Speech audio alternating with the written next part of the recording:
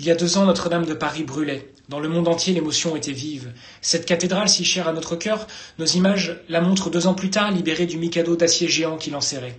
Ses voûtes cintrées, ses chapelles en voie d'être restaurées, et hors les murs, les premiers chênes de sa future flèche coupés et mis à sécher.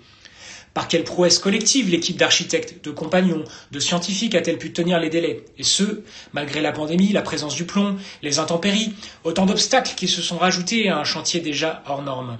C'est ce que nous vous dévoilons dans ce numéro exceptionnel du Pèlerin.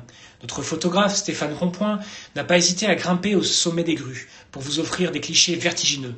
Nos reporters ont mené une enquête inédite et passionnante sur l'apport des scientifiques au chantier. Si nous sommes l'un des rares journaux à accéder régulièrement à ce chantier d'exception, c'est parce que nous avons placé nous aussi la barre haut, pour participer dans nos pages au rayonnement d'un joyau de la civilisation chrétienne et de notre histoire commune. Bonne lecture. L'Observatoire de la laïcité vit-il ses derniers instants?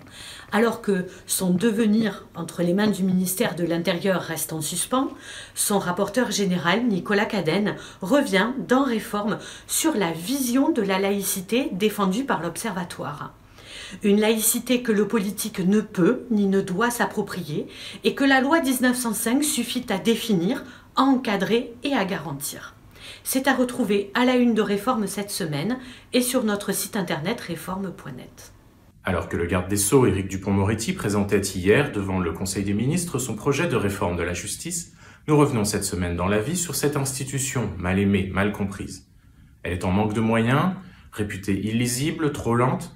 Comment rendre aux citoyens, aux justiciables, confiance, leur redonner confiance dans cette institution? C'est l'objet de ce dossier que nous explorons cette semaine dans les pages de notre hebdomadaire.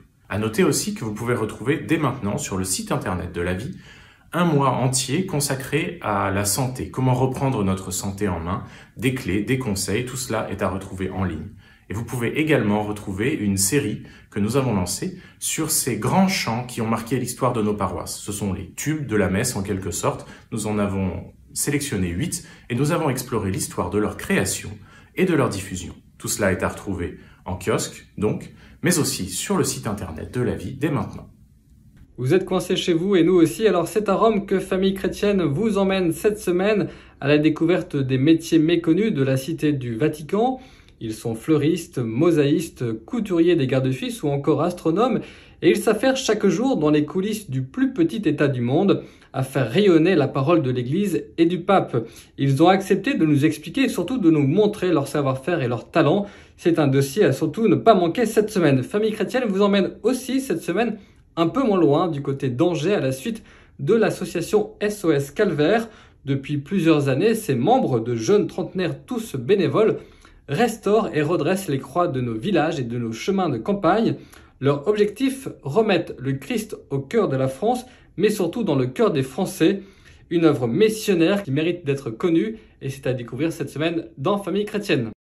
Bonjour, à la une de France catholique cette semaine, nous vous proposons de découvrir la méthode Vitoz. Qu'est-ce que c'est la méthode Vitoz? Eh bien, c'est une méthode mise au point en 1905 par un médecin généraliste très chrétien, Roger Vitoz. Il est parti d'un constat très simple, stop à la rumination mentale, à la dispersion, pour être complètement conscient à soi-même et libérer un espace intérieur pour la prière, il faut être en capacité de dominer son activité cérébrale et nous pouvons y arriver avec des exercices tout simples. Donc découverte de cette méthode et du personnage Roger Vitoz dans France catholique cette semaine. Nous vous proposons aussi un beau dossier avec de magnifiques photos du métier de chasublier qui est en voie de disparition. Il n'y a plus que 5 artisans de ce type en France. Peut-être qu'à la lecture de France catholique, cela suscitera chez vous de belles vocations. Bonne semaine et bonne lecture par conséquent.